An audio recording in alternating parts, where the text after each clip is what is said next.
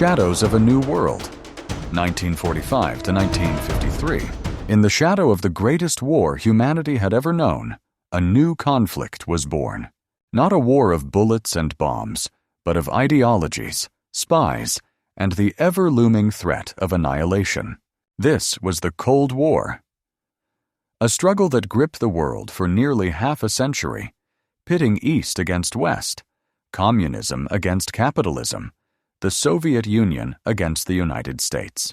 It was a war fought in the minds of leaders, the hearts of citizens, and the secret war rooms where the fate of the world hung in the balance. This is the story of a world divided, of a time when every decision carried the weight of apocalypse. From the ashes of 1945 to the fall of the Berlin Wall, the Cold War shaped our past and haunts our present. Join us as we unravel its secrets, its heroes, its villains, and the ordinary people caught in its grip. This is the Cold War Chronicles. The Seeds of Division, 1945.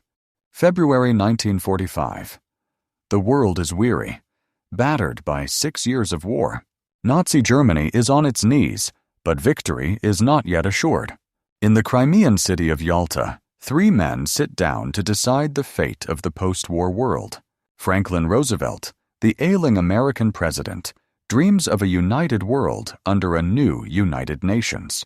Winston Churchill, Britain's bulldog, clings to the fading glory of an empire. And Joseph Stalin, the Soviet dictator, sees an opportunity to expand his iron grip. The alliance that defeated Hitler is fragile. The United States and the Soviet Union, unlikely partners in war, share little beyond their hatred of fascism. Roosevelt believes in democracy and free markets. Stalin, hardened by revolution and betrayal, trusts only power.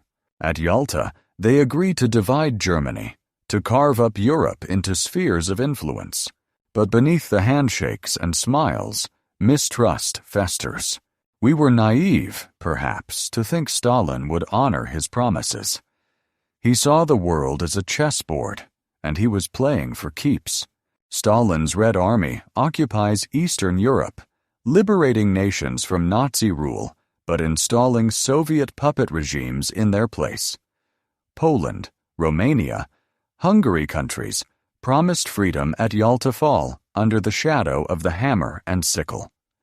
Churchill warns of an Iron Curtain descending across Europe, a phrase that will echo through history. In the West, fear grows. The Soviet Union, though devastated by war, commands a vast army. In the East, Stalin sees the United States' new weapon, the atomic bomb, as a threat to his survival. On August 6, 1945, the world changes forever when America drops the bomb on Hiroshima. The atomic age begins with a flash, killing tens of thousands in an instant. 3 days later, Nagasaki suffers the same fate. Japan surrenders, but the message to Stalin is clear: America holds the ultimate power. Yet Stalin is undeterred. His spies, embedded in the Manhattan Project, have already stolen the bomb's secrets. The race for supremacy has begun. The Iron Curtain falls, 1945-1947. As Europe rebuilds, 2 visions of the future collide. In the West, the United States launches the Marshall Plan, pouring billions into war-torn nations to rebuild economies and counter communism. Factories hum again, shops fill with goods, and hope returns to Western Europe. But Stalin sees this as a threat, a capitalist plot to encircle the Soviet Union. Yerofeyev. The Marshall Plan was not just aid, it was a weapon, a way to buy loyalty. Stalin knew this and acted accordingly. Stalin forbids his satellite states from accepting American aid. In Czechoslovakia, a communist coup in 1948 crushes democratic hopes. In Yugoslavia, Marshal Tito defies Stalin, accepting Marshall Plan funds and charting an independent path. The Soviet grip tightens, and Eastern Europe becomes a prison of nations. In Berlin, the divided city becomes a flashpoint. The Western Allies control West Berlin, a capitalist island in a communist sea. Stalin blockades the city, cutting off food and supplies. The West responds with the Berlin Airlift, flying in tons of aid every day for nearly a year. The airlift is a triumph of logistics and will. West Berlin survives, but the city remains a symbol of division. The Cold War's battle lines are drawn, not in blood, but in concrete and wire. The Red Scare and the Bomb, 1947, 1953. Across the Atlantic, America grapples with its own fears. The Soviet Union's growing power and the fall of China to Mao Zedong's communists in 1949 spark panic. Senator Joseph McCarthy fans the flames, accusing government officials, artists, and ordinary citizens of being Soviet spies. The Red Scare sweeps the nation, tearing lives apart. Screenwriter said, "One day I was writing scripts. The next I was a pariah. McCarthy didn't need evidence, just suspicion." While America hunts communists at home, the arms race escalates. In 1949, the Soviet Union tests its first atomic bomb, shocking the West. The balance of terror is born. Both superpowers stockpile weapons, each capable of destroying the world many times over. The doctrine of mutual assured destruction. MAD emerges. If one side strikes, the other will retaliate, ensuring total annihilation. It's a grim stalemate, but it keeps the peace, for now. Korea, the First Hot War, 1950, 1953. The Cold War turns hot in June 1950, when North Korea, backed by Stalin and Mao, invades South Korea. The United States, under the United Nations banner, rushes to defend the South. The Korean War becomes the first proxy battle of the Cold War, a brutal test of wills. Paek Sun-yup. We were outnumbered, outgunned. Without the Americans, we would have been lost. American troops, led by General Douglas MacArthur, push back the North Koreans in a daring landing at Incheon. But victory is fleeting.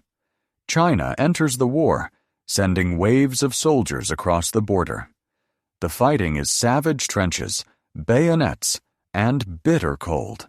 By 1953, after 3 years of bloodshed, the war ends in a stalemate. Korea remains divided along the 38th parallel, a scar that persists to this day. Over 2 million people soldiers and civilians lose their lives. The Cold War's cost is no longer abstract. Korea is a warning.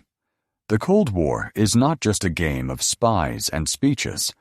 It is a conflict that claims lives, divides nations, and tests the resolve of a world living under a nuclear shadow. The human cost stories from the shadows. Beyond the leaders and the bombs, the Cold War was lived by ordinary people. In East Germany, families were torn apart by the Berlin Wall. In the Soviet Union, citizens whispered their fears, knowing the KGB was listening. In America, schoolchildren practiced duck and cover drills, taught to hide under desks in case of nuclear attack. In the West, rock and roll and blue jeans became symbols of freedom, smuggled into Eastern Europe by daring youths. In the East, propaganda painted the West as decadent, yet many dreamed of its prosperity. The Cold War was not just a clash of nations, it was a battle for hearts and minds. Every citizen, from Moscow to Manhattan, lived with the knowledge that the world could end in a flash. Yet life went on love, laughter, and hope persisted in the face of fear. The Cold War has only begun. In the decades to come, the world will teeter on the brink of destruction. From the Cuban Missile Crisis to the fall of the Berlin Wall, the struggle will shape generations, test humanity's courage, and redefine our world. Stay with us as we continue the Cold War Chronicles. The Brink of Apocalypse, 1953-1962, March 5, 1953. Joseph Stalin, the man who ruled the Soviet Union with an iron fist, is dead. His passing sends shockwaves through the communist world. For some, it's a moment of grief. For others, a glimmer of hope. The Cold War enters a new phase 1 of uncertainty, escalation, and moments that will bring humanity closer to the abyss than ever before. Welcome back to the Cold War Chronicles. In this chapter, we'll journey through the 1950s and early 1960s, a time when the superpowers raced to build bigger bombs, when spies lurked in every shadow, and when the world stood on the edge of nuclear annihilation. This is the story of the Cold War's most dangerous years. After Stalin, a fragile thaw, 1953-1956. With Stalin gone, a new leader emerges, Nikita Khrushchev, a blunt, unpredictable man who promises reform. In 1956, he delivers a secret speech denouncing Stalin's crimes, shocking the Soviet elite. The thaw begins, a loosening of the iron grip on Eastern Europe. But freedom comes at a cost. In Hungary, citizens rise up, demanding democracy. Khrushchev responds with tanks, crushing the rebellion. Thousands die, and the world watches in horror. The thaw, it seems, has limits. In 1998, in an interview refugee, "We thought the West would help us, but no one came. We were alone against the Soviets." The Hungarian Revolution is a stark reminder. The Cold War's battleground is not just military, but ideological. In the West, leaders condemn Soviet brutality, but their hands are tied. A direct confrontation risks nuclear war. The Space Race and the Arms Race, 1957-1962. On October 4, 1957, a new front opens in the Cold War: space. The Soviet Union launches Sputnik, the first man-made satellite, a triumph that humiliates the United States. The beeping signal circling Earth is a taunt, proof that the Soviets can reach beyond the atmosphere. In 1998, John Glenn, American astronaut, said that Sputnik was a wake-up call.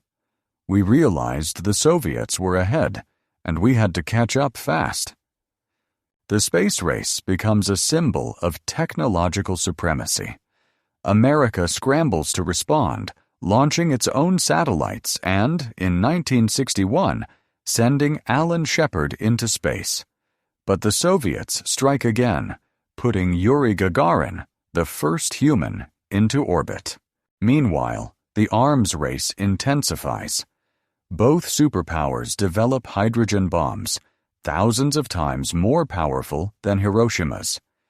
Intercontinental ballistic missiles, ICBMs, can deliver these weapons across continents in minutes. The world is now a trigger pull away from oblivion. The doctrine of MAD grows more terrifying. Leaders know that a single miscalculation could end civilization, yet both sides continue to build, test, and threaten. The Cuban Missile Crisis, 1962, October 1962. The Cold War reaches its most perilous moment. American spy planes discover Soviet nuclear missiles in Cuba, just 90 miles from Florida. The world holds its breath as President John F. Kennedy and Premier Nikita Khrushchev face off in a 13-day standoff that could end in nuclear war. Kennedy demands the missiles be removed. Khrushchev refuses, accusing America of hypocrisy for its own missiles in Turkey. The U.S. military prepares for invasion. Soviet submarines lurk in the Caribbean. For 13 days, the world teeters on the edge. Kennedy demands the missiles be removed. Khrushchev refuses, accusing America of hypocrisy for its own missiles in Turkey. The U.S. military prepares for invasion. Soviet submarines lurk in the Caribbean. For 13 days, the world teeters on the edge. In 1998, Robert McNamara, U.S. Secretary of Defense, said that, "We came so close to war. I didn't sleep for days. None of us did." Behind closed doors, frantic negotiations unfold. Kennedy's brother, Robert, meets secretly with Soviet officials. A deal is struck. The Soviets will remove the missiles if the U.S. pledges not to invade Cuba and quietly withdraws its missiles from Turkey. On October 28th, Khrushchev announces the missiles will be dismantled. The world exhales. The Cuban Missile Crisis is a wake-up call. Leaders on both sides realize how close they came to catastrophe. The hotline between Washington and Moscow is established to prevent future miscommunications, but the Cold War is far from over. The Cultural Cold War, 1950s, 1960s. The Cold War wasn't just fought with missiles and spies. It was a battle for culture. America exports jazz, Hollywood films, and Coca-Cola, symbols of freedom and prosperity. The Soviet Union counters with ballet, literature, and tales of a worker's paradise. In the West, the 1960s bring rebellion. Young people reject the Cold War's paranoia, protesting against nuclear weapons and conformity. In the East, dissenters risk imprisonment to speak out. The Berlin Wall, built in 1961, becomes a stark symbol of division, separating families and dreams. A young East German who attempted to escape in 1998 said that the wall wasn't just concrete. It was a prison for our minds, our hopes.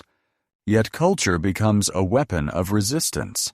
Smuggled records, secret radio broadcasts, and underground literature chip away at the Iron Curtain. The Cold War is as much about ideas as it is about power. The Cold War's shadow grows longer.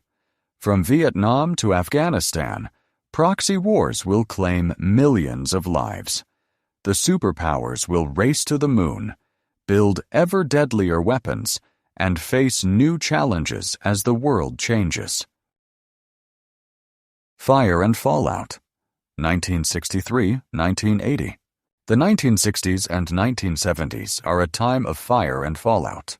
The Cold War spreads to new battlegrounds, from the jungles of Vietnam to the deserts of the Middle East.